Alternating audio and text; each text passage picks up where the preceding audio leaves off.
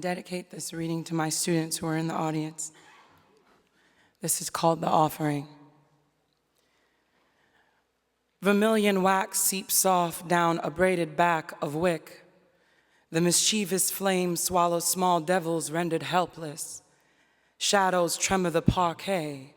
How we rid a room of virulence, tug a cork from deep copper wine and pour toward the mestizo priest. Hospitality defies sin.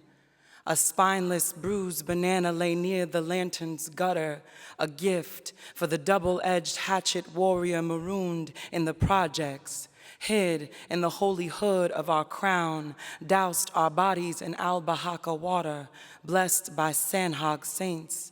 Abre el camino. As hellish hipsters sip on Brooklyn brew, we, the stop and frisk spirits, haunt these streets, handcuffed with bicycles while they litter their laughs.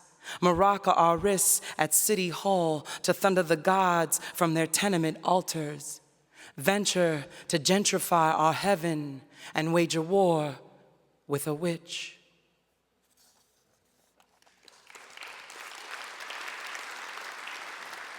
Tardiness.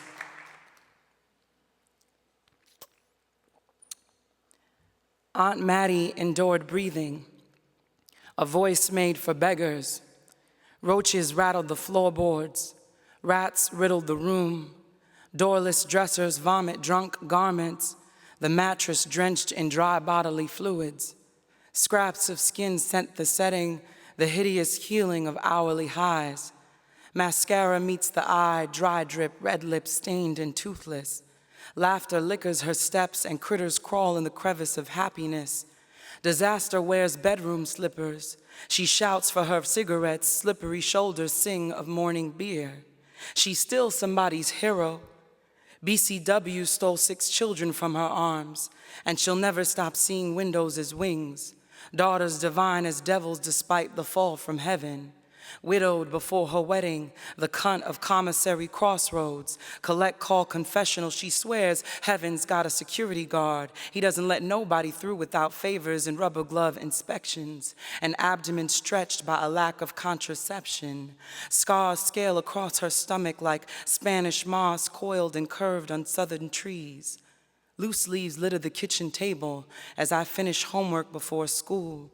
She was careless and quiet while the clock ticked past first class, dim-lit in silence as she dozed off into darkness. The heartless apartment emptied of smoke, and she spilled of snoring hurt. Her crucifix upside down, hickeyed between her collarbone and shirt. I ate the air for breakfast and watched pigeons prey on stale Wonder Bread from the living room sill, waiting.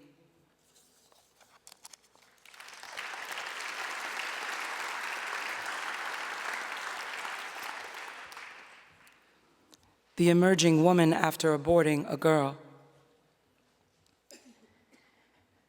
8 a.m. in September, my daughter chose to show up at my doorstep unannounced. Had the nerve to come talk to me about being a mother when I wasn't ready for no giving up my life to mother no ungrateful child. Wasn't in no place to open no doors, to let her see my empty cupboard, to open my empty fridge. I ain't got time to explain to no child why I write poems to relic the ruckus, why I collect Sally Mae letters in bags and post collages on the walls, or why I can't love them the way nobody taught me how, or why my flaws show up in her face, or how my dimples fall deep in her cheekbone. Ain't got the heart to reason with her, my selfish choices, or all the ways I couldn't be of sacrifice. Couldn't be nobody's Christ. I ain't got enough hours in the day to be somebody's God. And I look at her face, I couldn't bring myself to open the door. I couldn't stand to see her through the peephole. All my life flashed before my eyes. And one day she'll be a woman, have some children of her own. She'll understand, not till she does will she know the depth, how we raise our heartaches and our wombs and love the world whole, healing through our hurts, snatching at glimpses of our souls while we offer pieces of flesh. Nah. There ain't no mother here. You best be on your way.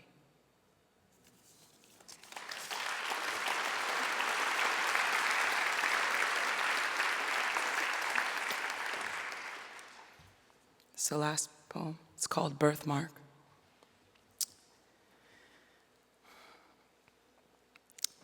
When I think I am not my mother's child, my mouth betrays me. I carry her fuck you flung at my face, a knuckle in my cheekbone. I spit out fingers. She gave me a crescent scar, swung a wire hanger across. I should have had the abortion your low-life father wanted, drags me by my ragdoll heart each time. Passes a palm down her stomach, lifts her shirt above the waist, yells, "Look at me, look at the damage." I came into this world a stain, a stone, a C-section, the soft terror fleshed out of her body. I could have stayed in there forever, stretched her skin into translucence, my window seat to pastoral weeping.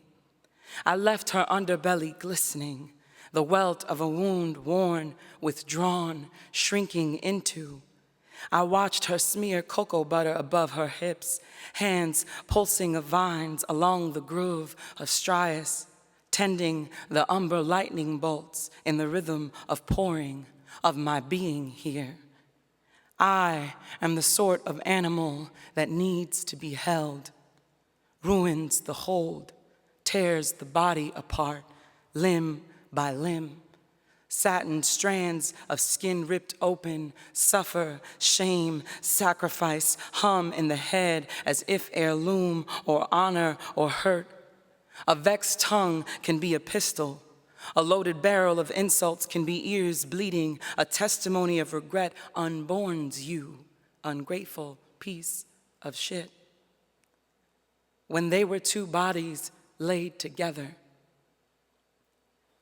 heaving each other's breath, did my parents pause to make me? I want to hunt down the second just before and live in the I love you of the quiver. Was it rapture or mere spasm? Did they pray? Did they exhale? Did they say amen? Thank you.